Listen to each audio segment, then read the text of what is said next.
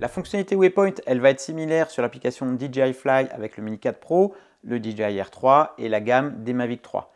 Les différentes spécificités, ça va être en rapport aux différents objectifs. Donc le Mini 4 Pro qui va pouvoir faire des missions avec l'objectif en mode horizontal ou vertical. Le R3, on va pouvoir faire des missions Waypoint avec les deux objectifs, 24 et 70 mm.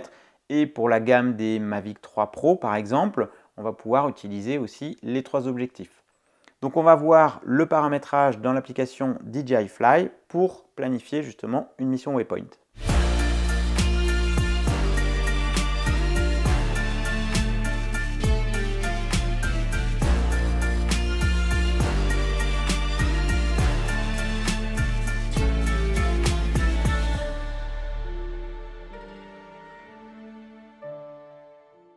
Alors pour accéder à la fonctionnalité Waypoint, on appuie sur le picto à gauche de l'écran. On va avoir l'interface qui va nous proposer donc de planifier une mission, ou alors on va pouvoir également retravailler une mission qu'on a déjà effectuée. Alors avant tout, pour créer une mission, il faut que le drone soit en l'air.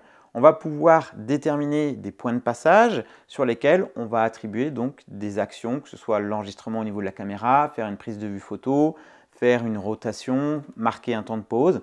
Donc on va voir tous les paramètres justement lorsqu'on planifie une mission. Une fois que le drone est en l'air, on va appuyer sur le plus pour ajouter un waypoint. On peut également se servir de la touche raccourci C1 avec la DJI RC2. Ça va faire la même chose. On va mémoriser donc le point, c'est-à-dire l'emplacement GPS, la position du drone. Il va mémoriser sa hauteur. Il va mémoriser l'inclinaison de la caméra. Une fois qu'on a enregistré un waypoint, on va pouvoir déplacer le drone. Une fois qu'on aura trouvé la bonne position, on va réappuyer sur le plus ou alors sur la touche C1 de la radiocommande. Et ainsi de suite, on va pouvoir enregistrer plusieurs waypoints. Alors, on pourrait ajouter des waypoints directement sur la carte lorsque le drone est en l'air. Ça nécessite deux choses. Il faut d'abord que vous ayez de la connexion Internet sur votre application DJI Fly. Donc, si vous êtes avec une RC, il va falloir partager la connexion de votre smartphone pour avoir la carte avec les différents repères visuels. Et vous allez pouvoir donc placer un point sur la carte. Mais je ne recommande pas forcément cette méthode-là. Je trouve que c'est plus précis lorsqu'on positionne le drone, on a l'inclinaison de la caméra, le cadrage, on a les obstacles justement autour, donc ça permet de bien visualiser la mission. Donc personnellement, je recommande de déplacer le drone à chaque fois et de mémoriser les waypoints donc via la télécommande avec le drone à sa position pour chaque waypoint. Lorsqu'on a ajouté nos waypoints souhaités, on va pouvoir les paramétrer un par un. Donc si j'appuie par exemple sur le premier waypoint, j'ai différentes actions. Donc j'ai la prise de vue, je peux faire une prise de vue photo, démarrer l'enregistrement au niveau de la caméra, arrêter l'enregistrement si j'avais déjà enregistré, lancer l'enregistrement, ou alors choisir aucune action spécifique. On a également donc l'altitude, donc là ça va être mémorisé par rapport à la position du drone, on peut éventuellement la modifier si besoin. On va pouvoir gérer la vitesse globale entre le waypoint en question et le prochain. On peut la régler donc soit sur une mission globale, c'est-à-dire qu'on va attribuer une vitesse qui sera la même durant toute la mission entre chaque waypoint, ou alors on peut attribuer des vitesses différentes entre chaque waypoint et le drone va gérer ses accélérations ou décélérations de manière fluide. On peut également gérer le cap entre chaque waypoint. On peut lui dire de mettre le cap donc sur le prochain waypoint ou alors d'attribuer un point d'intérêt. On verra ça un petit peu plus tard. On peut également définir l'inclinaison de la nacelle. On va pouvoir choisir la valeur du zoom. Alors sur le Mini 4 Pro, ça va être le zoom numérique. On va pouvoir zoomer, donc on n'aura pas la meilleure qualité. On peut également choisir de faire une pause, c'est-à-dire de marquer une pause. Au waypoint atteint, le drone va attendre 1, 2 ou 3 secondes en fonction donc de vos besoins. Donc on va pouvoir sélectionner le prochain waypoint et attribuer certains réglages comme on a vu précédemment. Ou alors on peut l'appliquer à toute la mission, c'est-à-dire que ce qu'on a paramétré pour le premier waypoint, il va être attribué à tous les autres waypoints. Une fois que nos waypoints sont bien déterminés, on peut appuyer sur le menu principal, donc les 3 points à droite, et là on va pouvoir agir sur l'ensemble de la mission. Donc la vitesse globale, donc on peut déterminer une vitesse. Généralement, moi je suis entre 6 et 10 km/h. Ça va dépendre bien sûr de ce que vous souhaitez faire. On va pouvoir choisir la valeur du zoom, donc si on utilise l'objectif 24 ou 70 mm pour le R3. On va pouvoir choisir à la fin du vol, à la fin de la mission, ce qu'on souhaite faire. Si on ramène le drone à son point de décollage, donc au point de RTH, si on le ramène au début de la mission, ou alors si on le laisse en vol stationnaire. Personnellement, je laisse toujours sur RTH. On va avoir le même choix en cas de perte de signal entre la radiocommande et le drone. Je recommande de laisser sur mode RTH pour qu'il revienne se poser à l'endroit où il a décollé. Et on va pouvoir choisir la mission à partir de quel waypoint on la commence. Donc en fonction du nombre de waypoints, vous pouvez choisir de commencer la mission au deuxième ou troisième waypoint seulement. Si on veut supprimer un waypoint de la mission, on peut appuyer sur la croix. Lorsqu'on aura fini la programmation de cette mission, on aura la durée qui va s'afficher, donc la durée de vol totale, la distance parcourue et le nombre de waypoints mémorisés. Et sur cette mission waypoint, on va pouvoir ajouter un ou plusieurs points d'intérêt. Un point d'intérêt, c'est un point où le drone va regarder, c'est-à-dire qu'il va cadrer, et on va pouvoir justement faire un point d'intérêt, c'est-à-dire un déplacement autour de quelque chose qu'on aurait sélectionné, donc un point GPS qu'on va positionner justement sur la carte. Deux méthodes possibles, soit on déplace le drone à l'endroit où on souhaite que le point GPS soit mémorisé, ou alors on peut aussi le placer directement en appuyant lorsqu'on est en mode carte à l'endroit où on souhaite que le POI donc, soit mémorisé.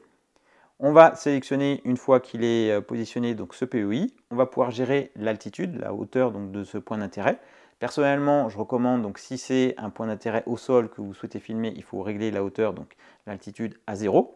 Si c'est quelque chose qui est un petit peu plus haut, à ce moment-là, il faudra vous aider avec le cadrage du drone lorsqu'il est en l'air pour voir la hauteur à laquelle vous souhaitez donc que ce point d'intérêt soit cadré.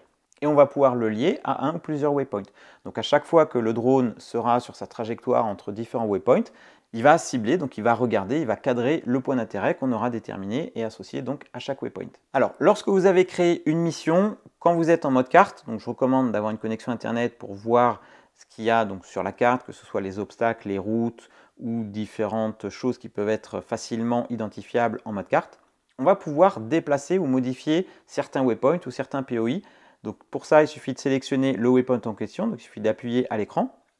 Le waypoint va être sélectionné. On va pouvoir maintenir appuyé avec le doigt et déplacer le waypoint. Ça va être la même chose pour le point d'intérêt.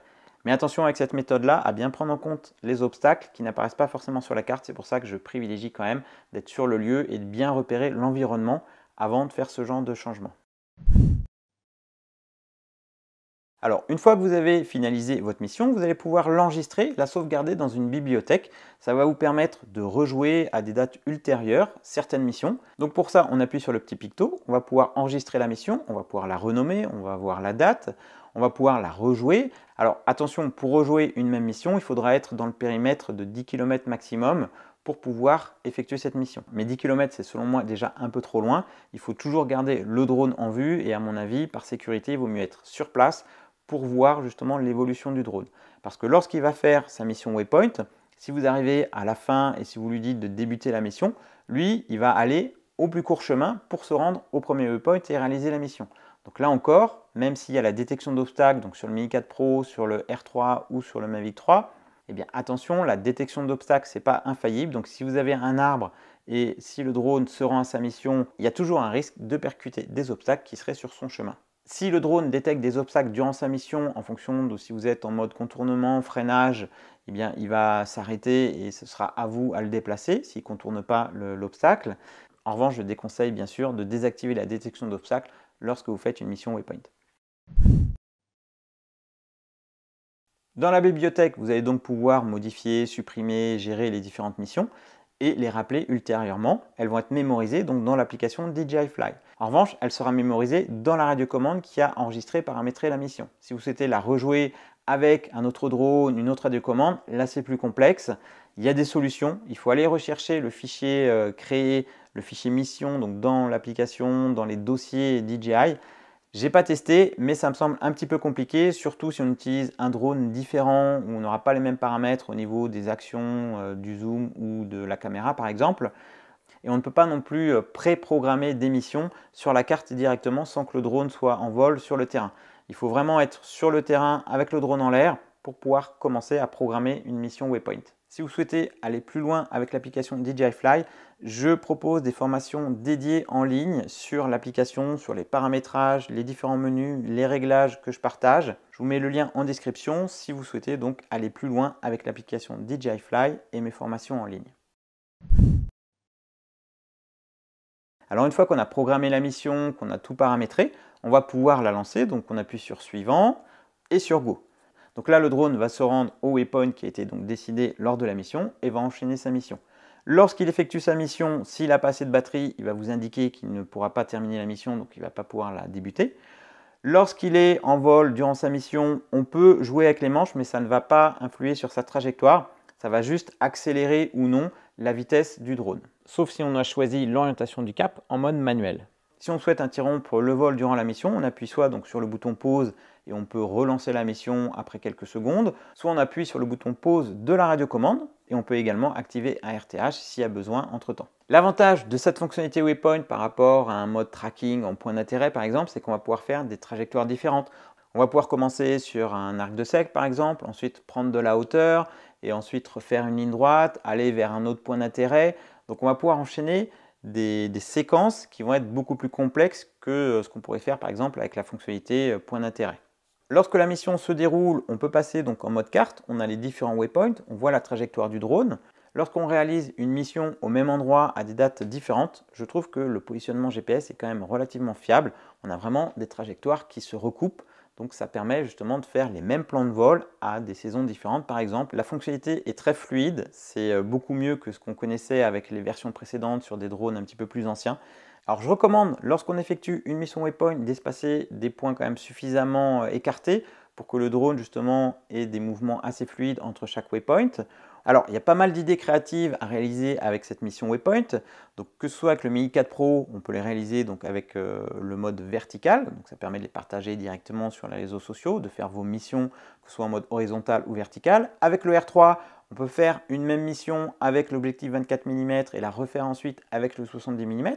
Ça permet de faire varier les plans sur une même trajectoire. Donc ça, c'est aussi, je trouve, assez pratique. Et sur le Mavic 3, là, ça peut être dédié à de l'inspection avec le zoom x7 par exemple. On peut mixer les différents points de vue, les différents objectifs. Maintenant, n'oubliez pas, même si ces drones sont équipés de la détection d'obstacles 360 degrés, c'est pas infaillible et un arbre ou des branches, eh bien malheureusement, c'est pas inévitable.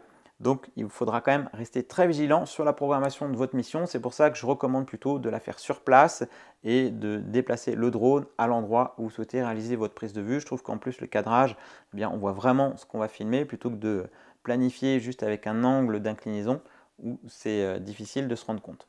Donc voilà pour cette fonctionnalité Waypoint. Si vous avez des questions, vous pouvez les poser en commentaire. Et d'ici là, je vous dis à très bientôt pour de prochaines vidéos. Ciao!